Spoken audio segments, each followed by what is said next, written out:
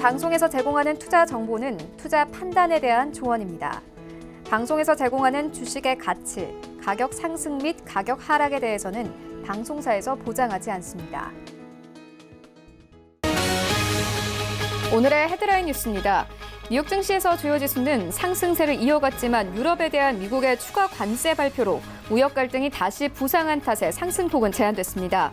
뉴욕 증권거래소에서 다우존스 지수는 전장보다 0.26% 상승하며 거래를 마쳤습니다. S&P 500 지수는 전장보다 0.29%, 나스닥 지수는 0.22% 오르며 거래를 마쳤습니다. 미국 백악관 피터 나바로 무역제조업 정책국장은 미국 내에서 5G와 관련한 화웨이에 대한 정책은 변하지 않았다고 밝혔습니다.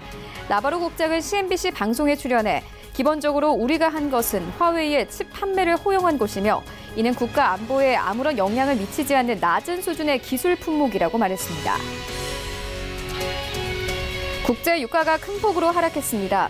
미중 무역전쟁 휴전 합의에도 최종 타결까지는 험난한 길이 될 것이라는 전망과 일부 경기 지표의 악화로 원유 수요 우려가 부각됐습니다. 뉴욕 상업거래소에서 8월물 WTI는 전날보다 배럴당 4.8% 떨어진 56.25달러에 거래를 마쳤습니다. 유럽연합 정상들이 유럽중앙은행 차기 총재로 크리스틴 라가르드 국제통화기금 IMF 총재를 추천했습니다. 현지 시간 2일 EU 정상들은 이날 브뤼셀에서 정상회의를 열고 이같이 결정했습니다. 라가르드 총재는 다음 달 예정된 몇 가지 공식적인 절차를 거쳐 ECB 차기 총재로 공식 인준될 예정입니다.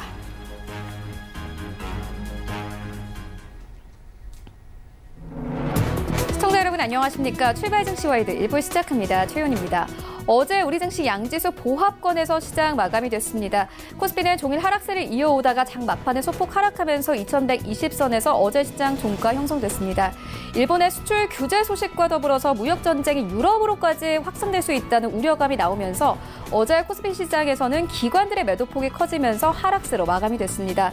코스닥 시장에서도 외인과 기관들 매도세 나타내면서 거의 움직임 없이 696선에서 어제 시장 종가 형성이 됐습니다. 또 그리고 간밤에 뉴욕 증시 3대 지수는 모두 상승하며 거래를 마쳤습니다. 하지만 상승폭은 제한됐는데요. 유럽발 리스크와 더불어서 연준 위원들이 장 막판에 금리 동결 가능성을 시사하면서 상승폭을 모두 반납하는 모습을 보였습니다. 또 약 20분 전에 나온 소식에 따르면요. 트럼프 대통령이 자신의 경제 자문 출신인 주디 셸튼과 또 세인트루이스 연준 부총재 크리스토퍼 월러를 연준 이사에 지명하겠다 이렇게 밝혔습니다. 간밤에 나왔던 금리 동결 시그널과는 조금 다른 뉴스일 텐데요. 주디 셸튼은 연준 이사가 된다면 기준금리 결정 방식을 바꾸고 싶다는 입장을 밝혔다고 합니다. 이런 시장 상황들 오늘 시발증시와이드 1부에서 정확하게 알아보도록 하겠습니다. 네, 먼저 오늘 신승용의 시그널 나올 시간에는요. 미국이 이번에는 유럽을 겨냥했습니다. 40억 달러의 관세를 유럽에 부과하겠다고 밝혔는데요. 무역 전쟁이 유럽으로까지 퍼지는 것은 아닌지 함께 살펴보도록 하겠고요. 이어서 우리나라에 대한 일본 정부의 경제 보복 조치로 우려가 커지고 있습니다. 관련된 업종들의 투자 의견 함께 들어보도록 하겠습니다. 네, 이어지는 라이브 이슈타임에서는요. 어제 외환시장에서 원달러 환율은 급등하면서 1166원대까지 올랐습니다. 달러화 가치가 상승하면서 원달러 환율 상승에 일조했는데 환율 함께 짚어보도록 하겠고요. 이어서 신세계그룹의 간판 계열사죠. 이마트가 2분기에 사상 처음으로 적자를 기록할 가능성까지 언급되면서 업계 이목이 집중되고 있습니다. 함께 주가 흐름 짚겠습니다. 출발 증시와이드 1부 지금 출발합니다.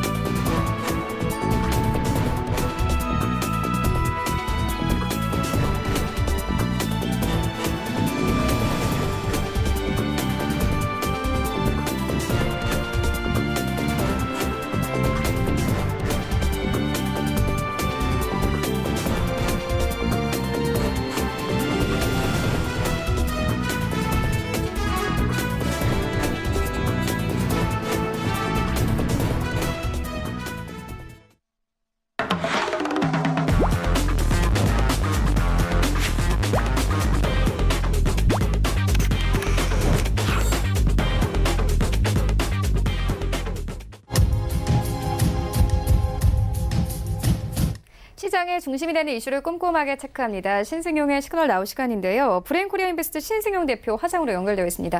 안녕하십니까? 네, 안녕하십니까? 네, 먼저 첫 번째 이슈부터 다뤄보도록 하겠습니다. 미국이 이번에는 유럽을 겨냥했습니다.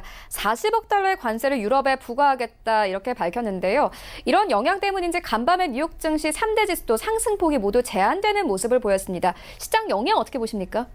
지금 현재 이제 지난 밤 유로존 증시도 마찬가지고 미국 증시도 마찬가지고 전반적으로 저는 좀 정치적인 혼돈기에 들어가 있는 것은 아닌가라는 그런 우려감 조금 좀 확산되고 있는 그런 상황이다라는 부분 정리가 가능할 것 같습니다. 방금 말씀하셨던 대로 미국 중국과의 이제 무역 협상과 관련된 물고 내지는 어떤 실마리 해결에 적극적으로 나서고 있는 상황에서 유럽산 제품들에 대해서 특히나 광물이랄지 농수산 제품에 대해서 관세를 물리기로 어떤 결정을 해 나간다라는 그런 발표 부분. 일단 시장 내 다소간의 좀 불안감을 야기시키는 그런 모습들로 전개되고 있는 부분 분명히 우리가 느낄 수 있지 않나 말씀을 좀 드려봅니다. 여기에다가 지난밤 유로존에서 22 총재 지명 드라기 총재 후임에 라가르드 IMF 총재 지명 소식이 들려왔었습니다. 시장 내 평가 먼저 간단하게 좀 말씀 좀 드려보면요. 라가르드 IMF 총재 현 IMF 총재에 대한 평가는 일단은 첫 번째 확장적인 통화 정책에 대한 지지자다. 그리고 두 번째 프랑스에 대한 재무장관을 역임을 했었는데요. 그럼에도 불구하고 그는 경제학 전공자가 아니라 법학 전공자이기에 다소간 경제적인 전반적인 경제 정책을 아우르기에는 조금은 좀 제한적이거나 조금은 좀 한계가 있지 않겠느냐라는 그런 아쉬움. 시장 내에 조심스럽게 지금 회자가 되고 있는 그런 상황이다라고 보셔야 될 것 같고요. 세 번째는 IMF와 ECB는 확연하게 다른 기구다. 다른 기관이다. IMF는 말 그대로 소위 말하는 자문기구가 되겠습니다. 인터내셔널 머니터리 펀드, 주요 각국들이 돈을 모아서 세계 경제의 안정을 위해서 그 돈을 활용하는 그런 기관의 어떤 수장이었다라면 이제부터는 ECB는 경제정책 그리고 통화정책을 의사결정하는 매우 중요한 기구다라는 점. 통화정책에 대한 의사결정을 한다라는 점에서 상당히 의사결정의 결정기구다라는 점에서 봤을 때 이때까지 IMF에서 수장으로서의 역할과 ECB 수장으로서의 역할은 확연히 다를 수 있다라는 점. 그래서 조심스럽게 생각을 좀 해본다라면 드라기 총재 이후에 라가르드 총재 지명자 그가 실질적으로 진행을 한다라면 아마도 상당 기간 최소한 6개월 이상은 통화정책, ECB 통화정책의 변화는 상당히 제한적일 수밖에 없다. 오히려 상당히 안정적인 전임 드라기 총재의 통화정책의 방향성이 그대로 이어질 가능성이 높지 않을까라는 그런 생각 조심스럽게 좀 가져보고요. 문제는 이제 최근 드러나고 있는 어떤 미국과 유럽과의 무역전쟁과 관련된 무역전쟁 발발 가능성에 대한 우려감이다라고 생각이 좀 많이 듭니다. 이미 지난 4월 210억 달러에 대해서 관세 부과 가능성이 예고한 바가 있었고요. 여기에다가 40억 달러를 더해서 89개 품목에 대해서 품목 지정을 추가적으로 했죠.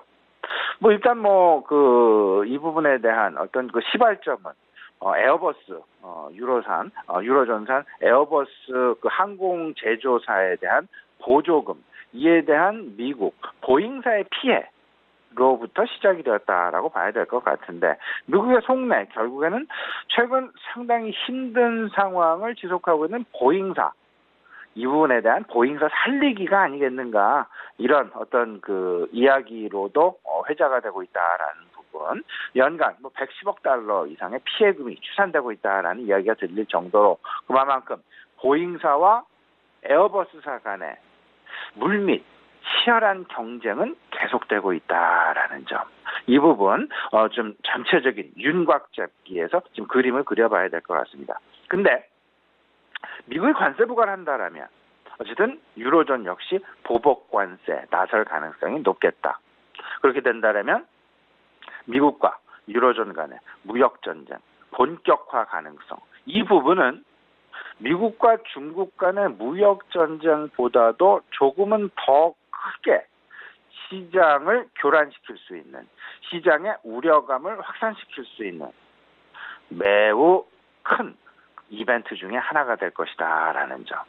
그렇기 때문에 시장은 미국과 유로존 간의 어떤 그 무역 전쟁 발발 가능성에 대해서 상당 부분 우려하고 있다라고 보셔야 될 것 같고, 이 부분이 나타나지 않기를 바라고 있다라는 점. 그렇기 때문에 미국 정부 일단은 당분간은 그냥 발표 상황에 그치지 않겠느냐.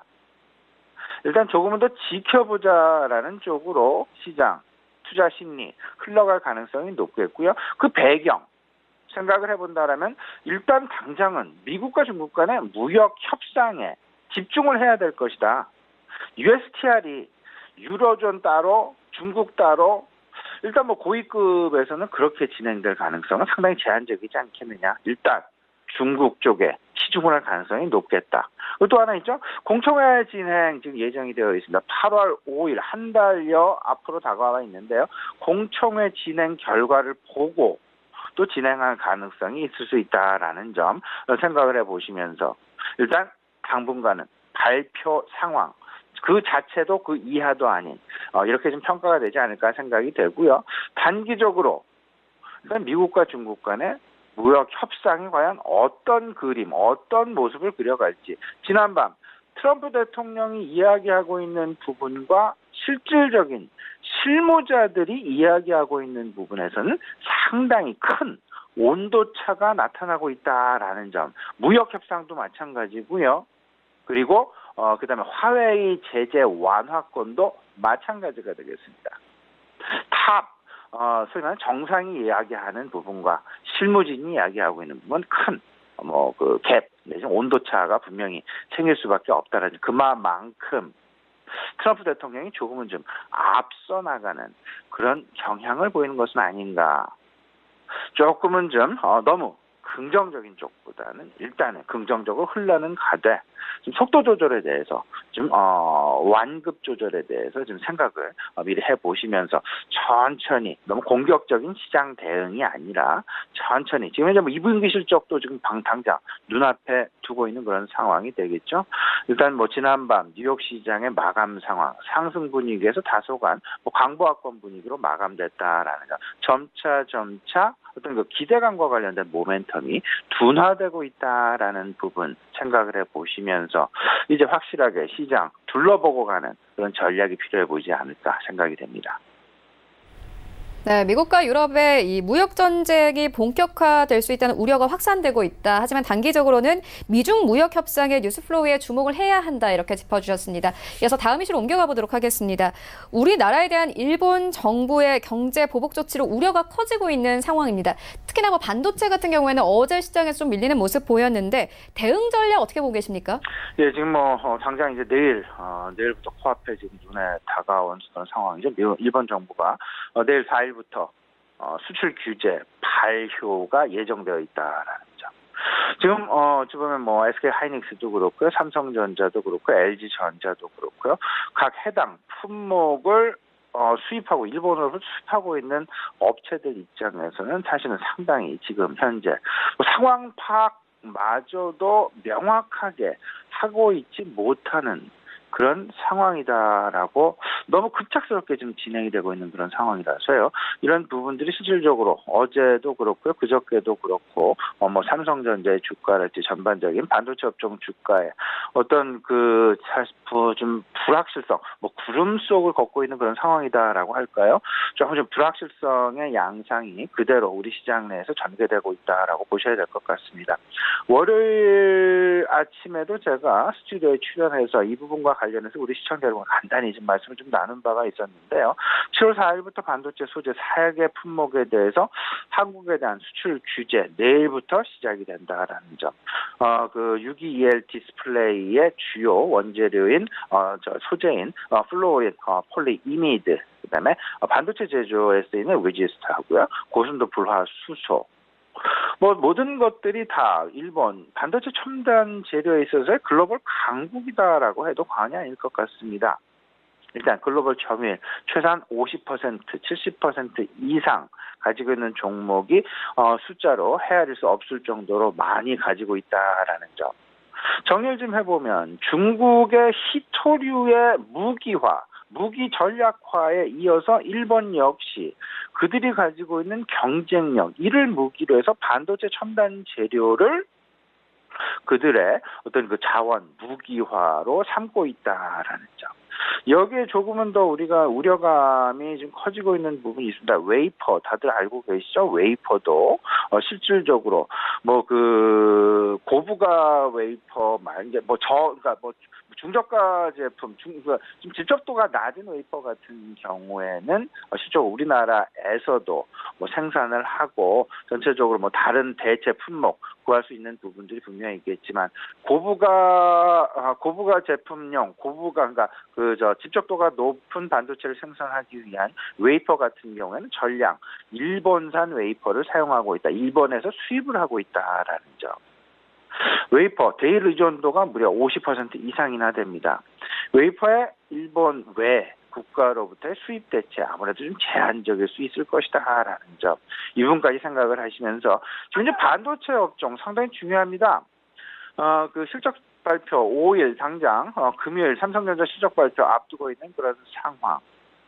그래서 한 3가지 정도 우리가 좀 생각을 해봐야 될 것 같은데 2분기 실적의 바닥 가능성이 얼마나 높이 이번 실적 시즌을 계기로 해서 대두가 되겠느냐, 투자 심리가 확산될 수 있겠느냐 여부에 대해서 미리 좀 준비를 좀 하고 생각을 좀 해놓을 필요가 있어 보이고요.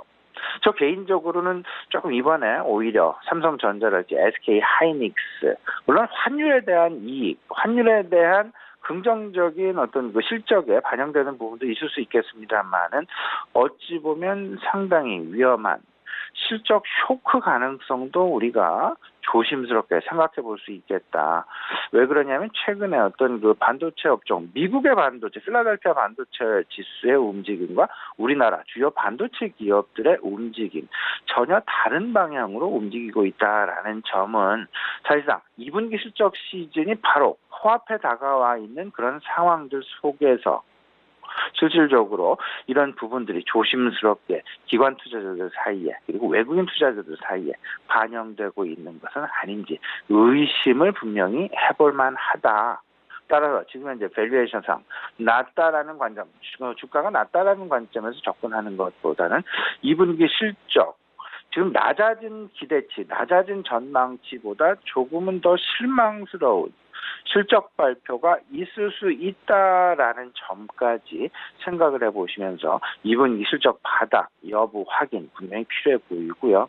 그다음에 미국의 화웨이 제재에 대한 완화, 이 부분에 대해서 실질적으로 시장 내에서 조금 좀 다른 이야기들 좀 나오고 있습니다. 실질적인 제재 완화는 아니고 극히 단순한 기술에 대해서만 완화를 한 것이다. 이미 지난밤 실질적인 미국 실무진에 의한 대화 발언도 발표가 된 바가 있었고 언론에 소개가 된 바도 있었고 그렇습니다. 전체적으로 그런 완화, 제재 완화의 수위가 얼마만큼 시장에서 기대하는 만큼까지 확대될 것이냐 아니면 그냥 겉보기에만 완화하는 것에 그치는 것은 아닌가라는 그런 전반적인 구체적인 어떤 그 내용 계속해서 파악을 해봐야 될 것 같고요.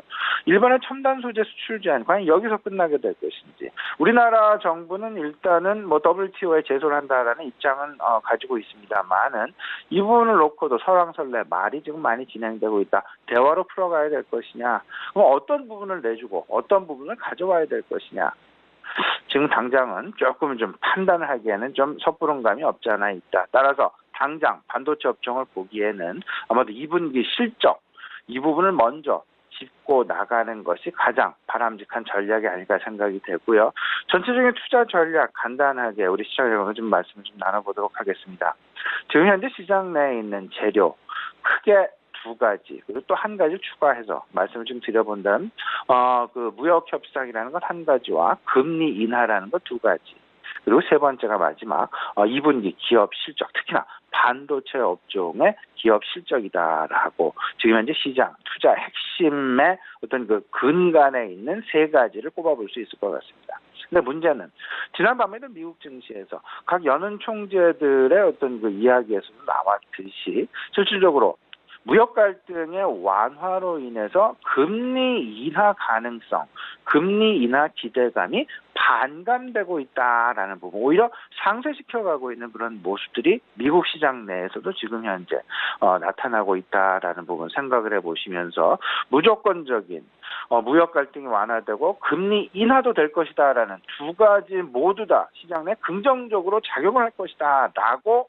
막연한 기대를 하시기보다는 오히려 한 가지가 좋아지면 한 가지가 나빠질 수 있는 서로 간에 상쇄를 할 가능성이 어떤 그 변화 가능성 분명히 염두에 두시면서 냉정한 시장 대응 해 나가셔야 되겠다라고 말씀을 좀 드려봅니다. 물론 시카고 상품 거래소에서 거래가 되는 페드워치에 따르면 미국 연방기금 금리 선물 시장 이달 말 그러니까 7월 30일과 31일이죠. FOMC가 금리 인하 가능성 여전히 100%를 반영하고 있는 것이 사실이 되겠습니다.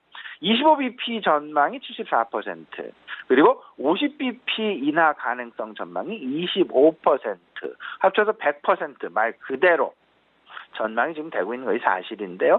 조심스럽게 점차 시간이 지나갈수록 아마도 동결 가능성도 서서히 고개를 들 수 있다라는 점까지 아울러 생각을 해보시면서 그렇다면 지난주까지는 시장 유동성 관점의 시장 대응을 매우 중심적으로 해왔다라면 이제는 무역 갈등 해소 쪽에 대한 어떤 그 부분을 어떤 그 투자 심리의 중심점에 두고 해결 좀 해나가야 되겠다. 결국은 화웨이 제재 완화, 온도 차이는 있을 수 있겠습니다만은 결국은 5G 통신 장비와 반도체 쪽, 반도체 희비 교차가 삼성전자와 SK하이닉스에 분명히 있을 수 있습니다. 이 부분 분명하게 챙겨보시고요.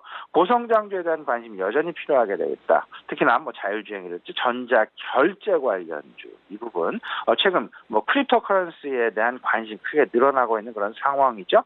이 부분과 관련해서도 전자 결제 관련주 시장 내 관심 영역에 두는 것도 크게 무리가 없어 보인다라는 말씀 좀 드려보고요.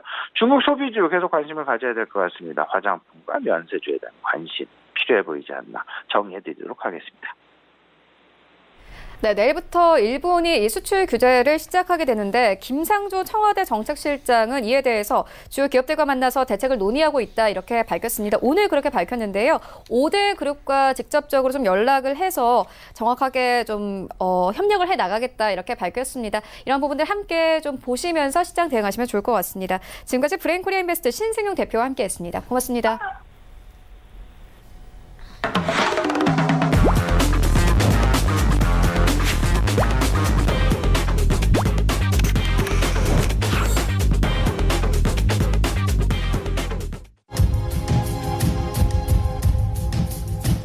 네, 이번에는 국내 시장 쟁점 함께 분석해 보도록 하겠습니다. 라이브 이슈 타임인데요.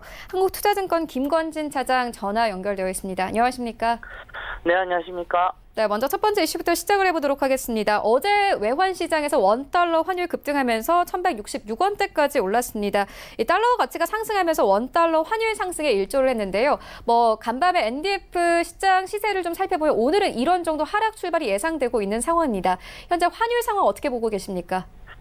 네, 그렇습니다. 어떻게 보면 환율이 상당히 가파르게 상승을 했다가 최근에는 조금 밑으로 다시 원화 강세 흐름이 조금씩 나타나기 시작했습니다.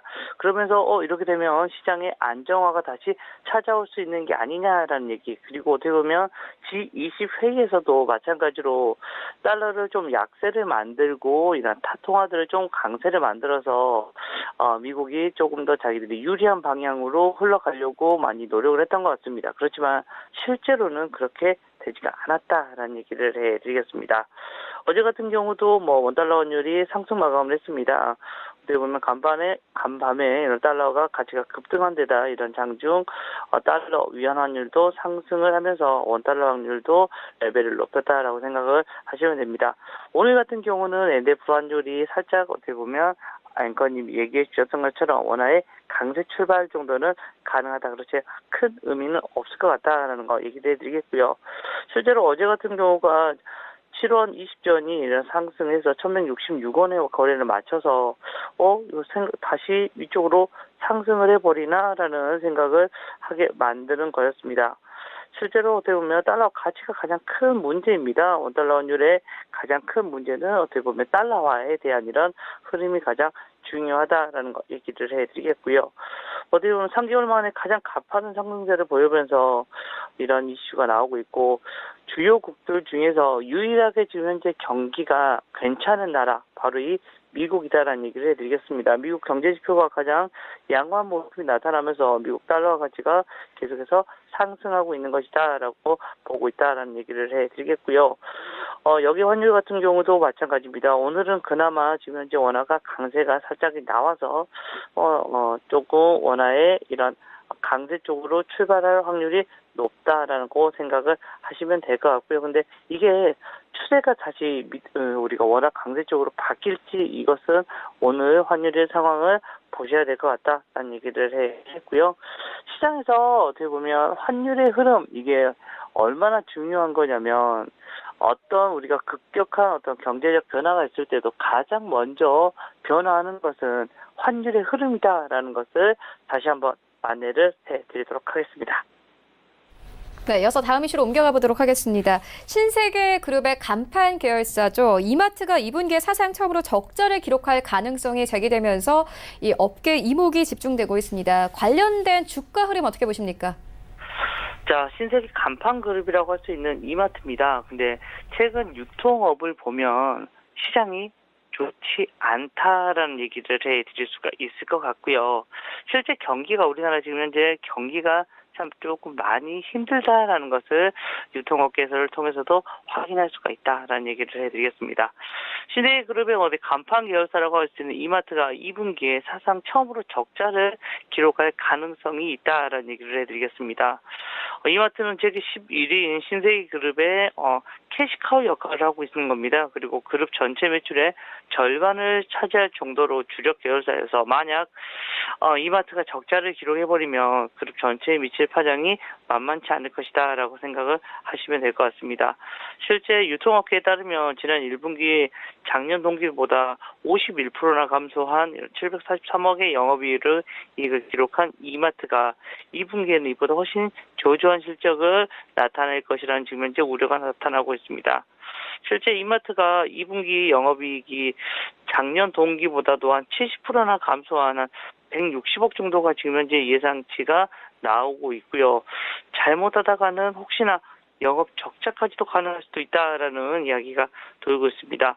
실제로 대형 마트 부분은 기존점 역신장이 계속해서 나오고 있고 고정비 계속해서 지금 현재 증가하고 있다라는 얘기를 해드리겠고요. 또 전문점 부분 같은 경우도 영업 손실로 구조조정이 시행이 되면서 200억 원 이상이 지속이 될 가능성이 좀 크다라는 얘기를 해드리겠습니다. 특히 이마트가 2분기 내에 내야 되는 종합부동산세가 상당히 폭 증가할 가능성이 있다는 겁니다. 실제 이마트 같은 경우는 전국 142개 정부의 대부분이 임차가 아닌 자체 소유 부동산이어서 정부의 세제 개편에 따라서 종합부동산세의 이런 부담이 커질 수밖에 없다라는 얘기를 해드리겠고요. 연초부터 시작된 온라인과 오프라인의 유통업 간의 이런 무한 경쟁이 계속해서 격화되고 있다는 거 여러분 잘 느끼시고 있을 겁니다. 실제 쿠팡 등 이런 전자상 거래 업체가 촉발한 경쟁으로 시장을 잠식당한 이런 대형 마트 업계가 주도권을 뺏기지 않기 위해서 출혈 경제까지 감수를 하고 있습니다. 이러면서 수익성이 크게 악화되고 있기 때문이다라는 얘기를 해드리겠습니다. 실제 이마트는 올 초부터 새로운 가격 정책인 국민 가격 프로젝트를 내세워서 신선식품과 필수품 등의 이런 마진을 최소화하고 있어서 초저가로 계속해서 마진을 팔고 있다는 겁니다. 하지만 이런 가격 정책에도 고객 수가 기대만큼 크게 늘지 않았고 대형 마트의 이런 전체 영업 면적의 50%를 차지하는 만큼 공산품 매출이 부진한 것이 이마트의 발목을 잡고 있는 모양새이다라는 얘기를 해드리겠습니다. 또 이마트가 지분을 투자한 쓱닷컴이나 이마트24, 제주소득 등 이런 종속회사 실적도 부진한 것이 영업이익 악화에 함호가고 있다라는 분석이다라는 얘기를 해드리겠습니다. 만약 이런 악재들이 겹치면서 이마트가 2분기에 적자를 기록한다면 2011년 증시 상장 후 처음 있는 일이어서 주가에도 좀 적지 않은 영향이 미칠 것이다라는 얘기를 해드리겠습니다. 아직까지는 물론 예단하기는 어렵습니다. 하지만 정말 지금 현재 이마트의 분위기 그리고 유통업계들의 분위기가 그만큼 좋지 않다는 것을 다시 확인할 수가 있는 것이다라는 거. 여러분들 우리 시청자 여러분들도 지금 현재 유통업체 쪽은 굳이 여러분들이 이렇게 관심을 가질 필요가 없지 않나라는 식으로 판단을 내려드릴 수가 있을 것 같습니다. 네, 이마트와 관련해서 유통업체 전체적으로 좀 짚어주고 왔습니다. 이어서 다음 이슈로 옮겨가 보도록 하겠습니다. 쌍용 자동차의 주가가 어제 4%대 하락했습니다. 판매 부진을 이유로 이 평택 공장의 생산 라인 가동 중단 결정을 내렸기 때문인데요. 향방 어떻게 보십니까? 자, 우선은 쌍용차에 대한 흐름도 어떻게 보면 우리나라의 지금 소비 경기다라는 거, 그리고 현대 기아차 같은 경우는 그나마 이런 새로운 모델이나 SUV 쪽으로 잘 진행이 되면서 수출률 경제나 미국 쪽에 이런 MS 회복이 많이 뒤따르고 있습니다. 그렇지만 쌍용차 같은 경우는 전혀 그런 모습이 아니다라는 얘기를 해드리겠습니다. 실제 제품 판매 부진으로 일시적인 생산 중단을 내려져 있는 쌍용차다라고 생각을 하시면 될 것 같고요. 실제 쌍용차는 이런 판매 부진으로 해서 최근에 재고가 급증했습니다. 원래는 차량이 내부적으로 판매하는 것이 적정 재고량이 한 500대 정도를 생각을 합니다. 근데 지금 현재 재고량이 5,000대를 지금 현재 넘어서고 있다는 얘기를 해드리겠습니다. 올 들어서 쌍용차의 월 판매량이 한 12,000대 정도 수준을 기록했는데 지난달에는 10,000대를 살짝 넘어가는 정도로 수준으로 좀 감소를 했다는 겁니다.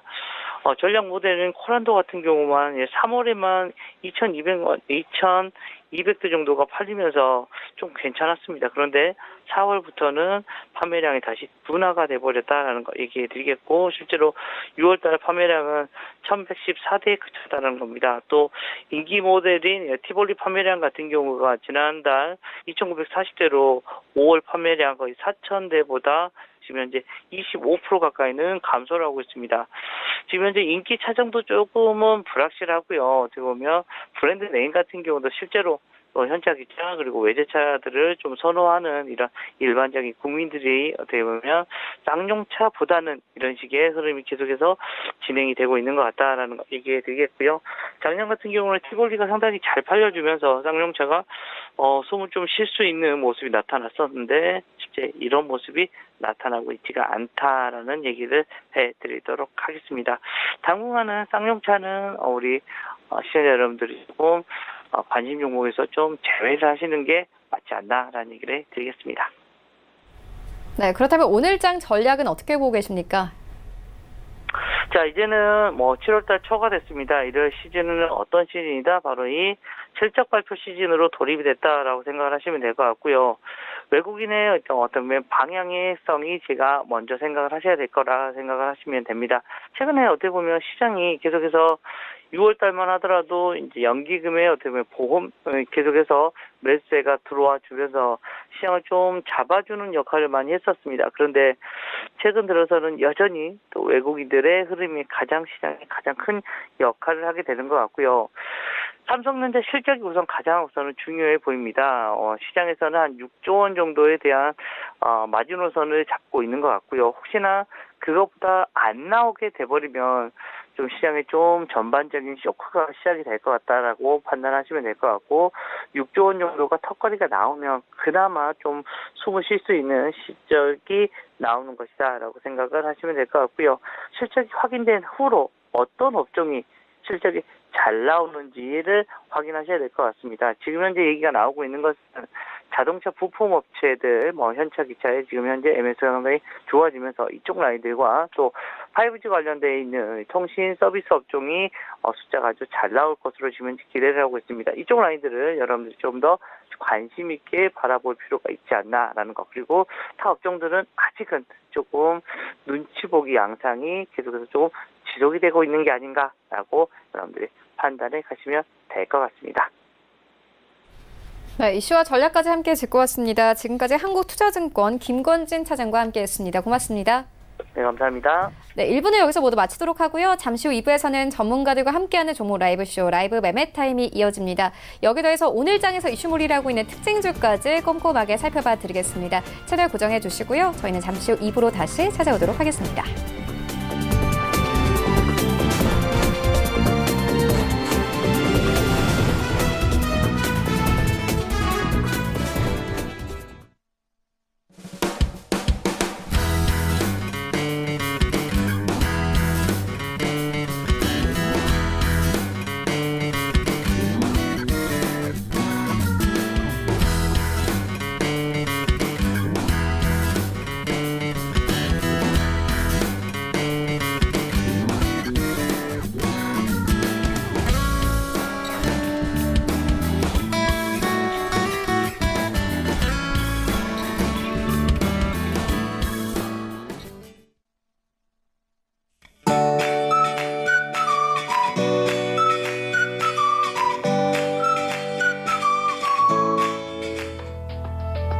안녕하세요. K웨더 라이프스타일 예보 박유라입니다.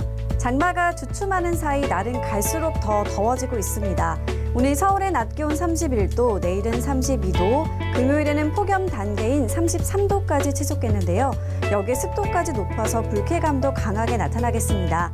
노약자나 어린이는 야외 활동을 자제하는 편이 좋고요. 충분한 수분 섭취와 함께 에어컨과 제습기, 실내 환기를 통해 실내 온습도 조절을 잘해주셔야겠습니다. 또 강한 햇볕에도 주의가 필요합니다. 자외선과 오존의 지수가 매우 높게 오르겠는데요. 피부 및 호흡기 질환에 걸리지 않도록 유의하셔야겠습니다. 다행히도 대기질은 보통 단계로 미세먼지 걱정은 없겠습니다. 하늘은 대체로 맑거나 구름 많겠습니다. 다만 제주도는 장맛비 소식이 있는데요. 오전까지 이어지겠고 양은 5에서 20mm로 예상됩니다. 오늘은 서해상에 위치한 고기압의 가장자리에 들겠고요. 제주도는 장마 전선의 영향을 받겠습니다. 다음은 자세한 지역별 날씨입니다. 중부지방의 하늘 대체로 맑겠지만 무더운 날씨가 예상됩니다. 낮 동안 서울과 춘천, 청주 31도, 대전은 30도까지 치솟겠습니다. 동해안 대체로 맑겠고 낮 동안 강한 햇볕에 습도가 높아 후텁지근하겠습니다. 강릉과 울진 27도가 되겠습니다. 남부지방 구름 많겠지만 그 사이로 강한 볕이 내리쬐면서 종일 덥겠습니다. 한낮에 광주 30도, 대구 32도까지 오르겠습니다. 제주 해상으로 장맛비 소식이 있고요. 물결은 대체로 잔잔하게 일겠습니다. 또 모레까지 서해상은 안개가 짙게 낄 것으로 보여 항해하거나 조업하는 선박은 유의하셔야겠습니다. 당분간 30도를 웃도는 무더운 날씨가 이어지겠고요. 토요일에는 다시 장마 전선이 북상하면서 제주도와 남해안에 영향을 줄 것으로 전망됩니다. 기상정보였습니다.